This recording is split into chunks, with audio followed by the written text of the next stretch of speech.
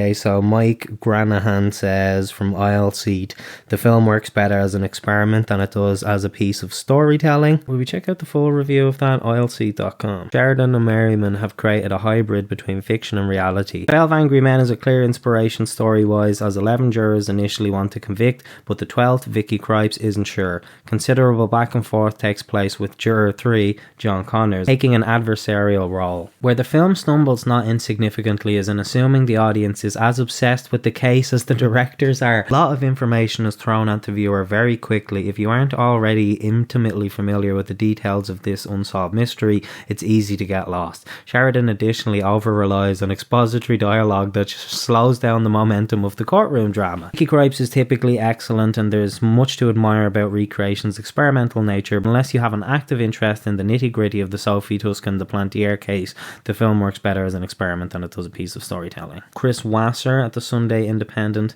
gave it a splat review. The short version of it is theatrical and unconventional. Recreation talks a big talk, and Sheridan is undeniably committed to the cause, but it's a frustrating film, awkward and contrived, with too many voices and too many dramatic embellishments. That's a 2 out of 5.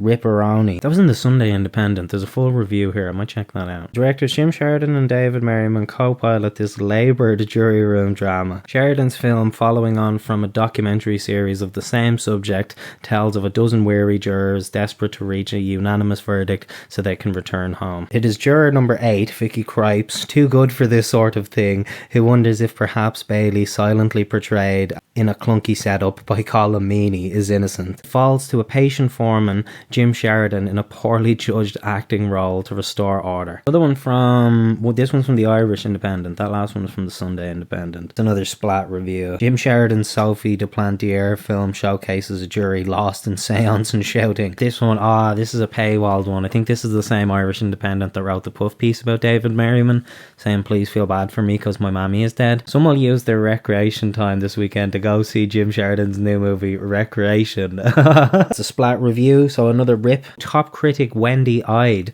another splat review. This one's from Screen International. Film takes as its basis actual witness statements and genuine evidence, but the addition of fictional characters whose fictional lives events are woven into the decision-making process muddies the film and undermines the insights into the case. This unwieldy blend of fact and fiction imagines what might have been had Bailey, played here in a dialogue-free appearance by Colin Meaney, faced trial in Ireland. Bro was like, I'll be in your movie, but I'm not saying a goddamn motherfucking word. I'll look sad at the camera. You're not getting Miles O'Brien in this bitch. Go fuck yourself. I was in The Snapper and The Commitments. I'm way too good for this fucking movie. That's what he had to have been thinking. That's what Littlefinger had to have been thinking. He's standing there with David Merriman and John Connors, and he's thinking, I was on The Wire.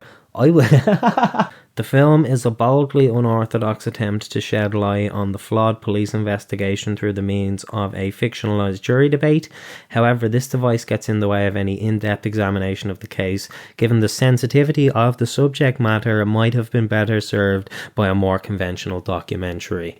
The thing is, he already did that. I assume maybe he made a profit off of it and realised that I could probably make more money off of this, seeing as I've done all this research. Despite having taken place nearly 30 years ago, the murder of Plantier still exerts a fascination both in Ireland and France. It is a preoccupation that 5-time Oscar nominee Sheridan evidently shares. Preoccupation. Bailey, who died in 2024, maintained his innocence to the end, but as the starting point of this picture suggests, he is still the main suspect. Going forward, the claustrophobic, almost entirely single-room setting and clunky laboured structure may mean the film is better suited to a streaming platform rather than making its case in an overcrowded theatrical market. Oh, ripperoni, guys! Recreation opens with a closing statement empathetically delivered by the prosecuting barrister Aidan Gillen. So he has one scene. I bet you Bro has maybe an opening scene and a closing scene, but he filmed for less than a day. And fucking Colin Meaney filmed less for a day. And it's really just Jim Sheridan trying to be an actor in a room with John Connors for the whole fucking movie, and someone who's too good for this sort of thing. The holdout juror number 8, Krieps, is not at first particularly particularly persuasive in expressing her doubts. She has a feeling, she says. Juror 3, John Connors, the most voluble in his angry certainty about Bailey's guilt, sneers derisively. Facts don't care about your feelings. Bro quoted Benjamin Shapiro in the middle of his fucking movie, and I don't think that was I don't think they're trying to like dog whistle or signal anything. I think it's that these boomers had just heard that phrase and thought it was cool, and they put it in their movie. Beat it up and catch a charge. Extra large and extra hard. And this movie, I think, takes place in 1996. So, like, what the actual fuck? Like, is in the universe of this movie, Ben Shapiro read these court documents and saw Facts Don't Care About Your Feelings by John Connors and was like, that's such a bar. That's going to be my catchphrase. Or else it's just a horrible coincidence. How does a Ben Shapiro quote end up in a fucking low-lying areas on the coast underwater, right? Which, let's say all of that happens. You think that people aren't going to just sell their homes and move? Sell their houses to who, Ben? Fucking Aquaman! That's it for all the splat reviews. I'm not going to read the dick-sucking positive reviews by losers.